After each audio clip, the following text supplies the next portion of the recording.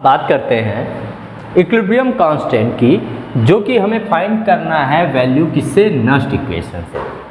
अब भाई Nernst equation हमारा क्या कहता है कि E cell equal to E naught cell minus 0.0591 upon n log base 10 oxidation upon reduction. अब इस कंडीशन से हमें क्या निकालना है, इक्विलिब्रियम कांस्टेंट। अब इसके लिए हमें ध्यान ये देना है कि भाई इक्विलिब्रियम कांस्टेंट हम निकालेंगे कैसे, और इसके लिए हमें याद रखना पड़ेगा क्लास 11th का केमिकल इक्विलिब्रियम। वहाँ पे केमिकल इक्विलिब्रियम में आप पढ़ते हैं कि Kc इक्वल टू क्या होता है, oxidation upon reduction. Kc equal to क्या होता है, ऑक्सीडेशन अपॉन रिडक्शन। अब यहाँ से एक कंडीशन ये हमें पता चल गई कि भाई Kc equal to oxidation upon reduction. तो यहाँ से इस वैल्यू को इसमें पुट कर लें तो क्या होगा, E cell equal to E naught cell minus 0.0591 upon n log base 10, और ऑक्सीडेशन अपॉन रिडक्शन के प्लेस पे हम वैल्यू किसकी पुट कर सकते हैं, Kc की, तो log 10 Kc। अब यहाँ से हमें एक बात ध्यान देना है क्या, कि if the value of E cell is 0, value of E cell is 0, then क्या हो जाएगा भाई, 0 equal to E naught cell minus 0.0591 upon n log base 10 Kc। ये बात क्लियर, यानी कि अगर ई सेल की वैल्यू हम क्या रख दें, 0, तो वैल्यू क्या हो जाएगा, 0 equal to E naught cell minus 0.0591 upon n log base 10 Kc। अब यहाँ से देखिए ये वैल्यू माइनस है और यहाँ पे 0, तो माइनस को इस साइड लाएंगे तो माइनस किस में कन्वर्ट हो जाएगा, प्लस में। तो यहाँ से वैल्यू क्या आ जाएगा कि E naught cell equal to 0.0591 upon n log base 10 Kc। ये बात क्लियर। अब यहाँ से एक बात ध्यान देते हैं कि log बेस 10 Kc की वैल्यू यहाँ पे कैसे हम निकालेंगे, तो भाई ई नॉट सेल तो हमें पता चल ही जाता है। अब किसी भी सेल के लिए अगर हम ई नॉट सेल की बात कर लें, जैसे हमारे पास अगर ये सेल हो जाए Zn2 plus upon Zn, Cu2 plus upon Cu, यानी डेनियल सेल की बात करता है, तो उस समय ई नॉट सेल की वैल्यू क्या होती है, 1.10 वोल्ट।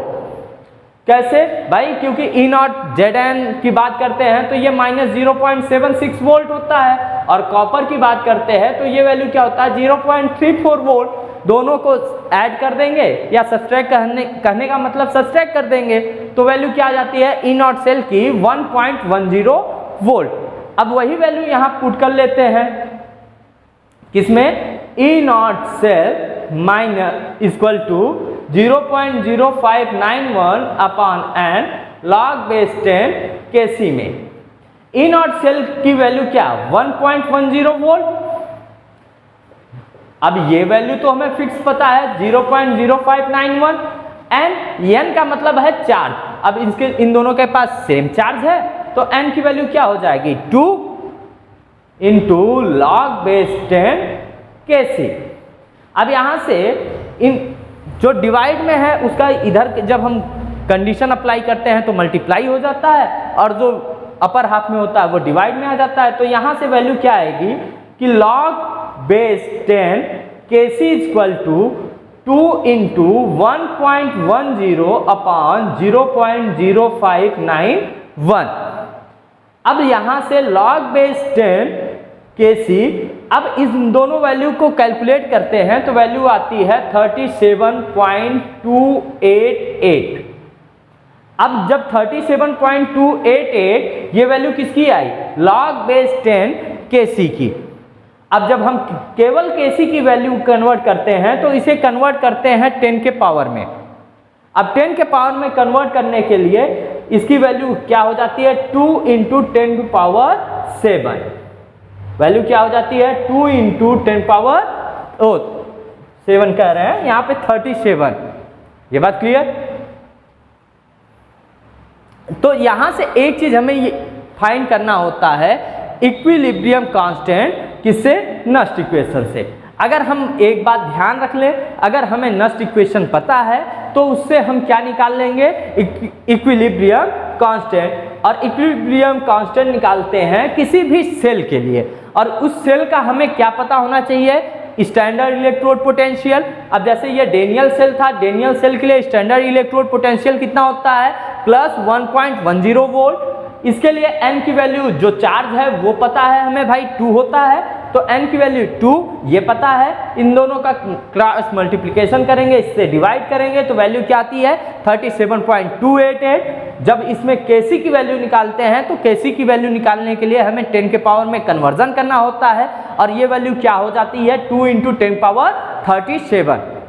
ये बात क्लियर? अब बात करते हैं गिब्स फ्री एनर्जी की। गिब्स फ्री एनर्जी अगर हम बात करें तो गिब्स फ्री एनर्जी के लिए हमें 2 कंडीशन याद रखने पड़ेगा। एक याद रखना पड़ेगा स्टेट ऑफ मैटर के अकॉर्डिंग, दूसरा हमें याद रखना पड़ेगा इलेक्ट्रोकेमिस्ट्री में। स्टेट ऑफ मैटर में हमने जब भी गिब्स फ्री एनर्जी के बारे में बात किया है तो वहाँ पे हम बात करते हैं delta RG = delta H minus T delta S, जहाँ पे एंट्रोपी और एंथैल्पी के चेंज ऑफ डिफरेंस की बात करते हैं। सेम वही कंडीशन यहाँ पे बात करनी है, बट यहाँ पे हमें चार्ज के अकॉर्डिंग बात करना है। और चार्ज के अकॉर्डिंग जब हम बात करते हैं तब इसके लिए कि यहाँ पे हमें क्या समझना है कि जो गिब्स फ्री एनर्जी है वो क्या होता है? After transfer of charge, that energy which is occupied for work done. यानी चार्ज के ट्रांसफर होने के बाद जो एनर्जी बच जाए जो कि किसी भी कार्य को करने में हेल्प करे, तो उसी एनर्जी को हम लोग क्या कहते हैं? Gibbs free energy. यानी फ्री कहने का मतलब है कि फ्री हो गया। कब फ्री हो गया भाई? ट्रांसफर ऑफ चार्ज से हो गया। अब जब चार्ज ट्रांसफर हो गया उसके बाद जो एनर्जी बच गई उसी एनर्जी को क्या कहा जाता है? Gibbs free energy. और गिब्स फ्री एनर्जी जो जनरली है, यहाँ पे हमें गिब्स फ्री एनर्जी किसके अकॉर्डिंग निकालना है? किसी भी सेल के कंडीशन में। अब अगर जैसे हम बात करें इलेक्ट्रोकेमिकल सेल की, तो इलेक्ट्रोकेमिकल सेल में अगर हमें गिब्स फ्री एनर्जी निकालना है तो यहाँ पे हमें एक बात ध्यान देना पड़ेगा कि जो गिब्स फ्री एनर्जी है वो पहले तो किस पे डिपेंडेंट है? नंबर ऑफ चार्ज पर। किस पे डिपेंडेंट है? Number of charge. और किस पे डिपेंडेंट है? Faraday constant. और किस पे डिपेंडेंट है? Faraday constant. और किस पे डिपेंडेंट होता है? Standard electrode potential. किस पे डिपेंडेंट होता है? Standard electrode potential.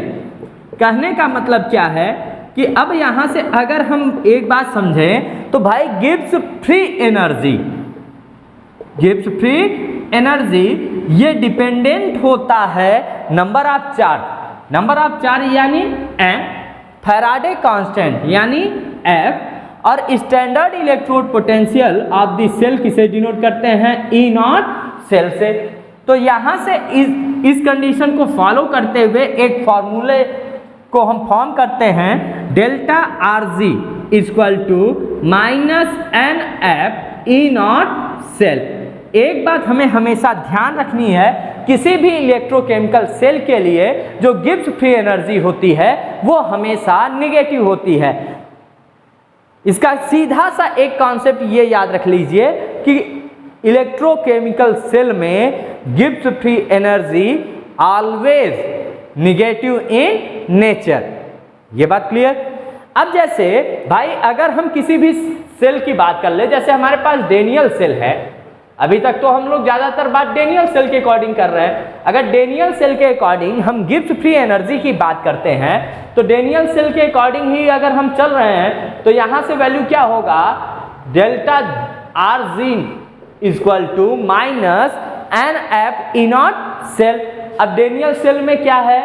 Cu 2+/Cu और क्या है? Zn 2+/Zn।